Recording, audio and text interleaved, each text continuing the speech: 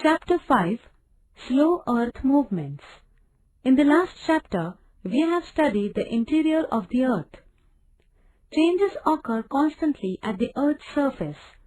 These changes are caused by internal movements as well as external processes. In this chapter, we shall try to understand the slow internal movements and their effects. The internal movements that affect the surface of the Earth mostly take place in the upper portion of the mantle. A tremendous amount of energy is given out by the radioactive elements in the mantle.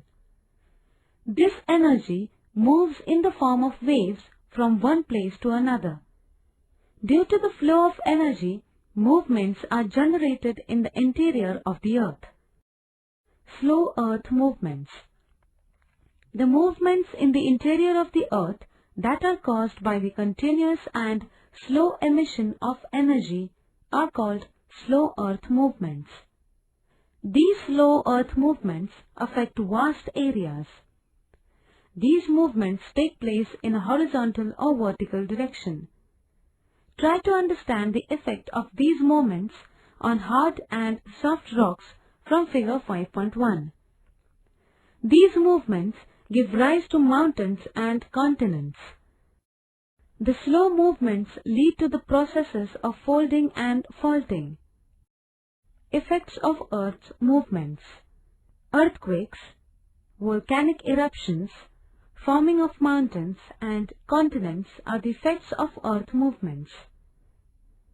A. Orogenic movements. The movements that give rise to mountains are called orogenic movements. The movements in the interior give rise to two types of mountains: fold mountains and block mountains. Fold mountains. As energy moves through the interior of the Earth, soft rocks are subjected to compression.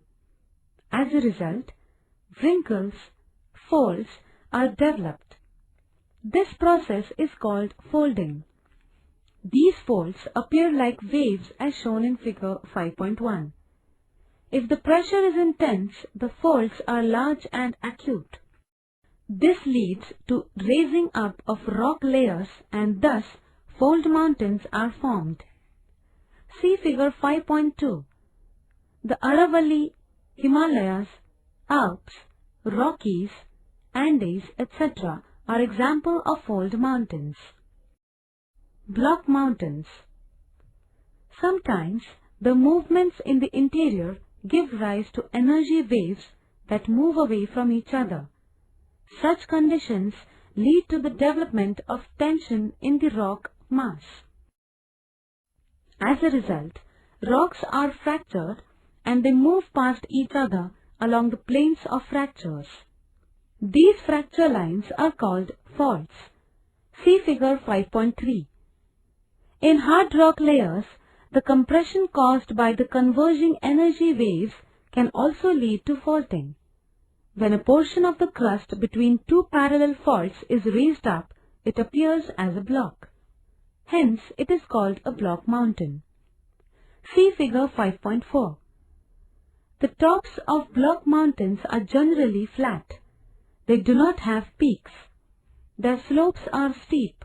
For example, the Meghalaya Plateau in India and the Black Forest Mountain in Europe. Rift Valley. When the movement is in the opposite direction and divergent, the crust is subjected to tension. At times, the area between two adjoining faults subsides. Such areas of subsidence are called rift valleys. See figure 5.5. Both the slopes of rift valleys are quite steep. For example, the Great Rift Valley in Africa.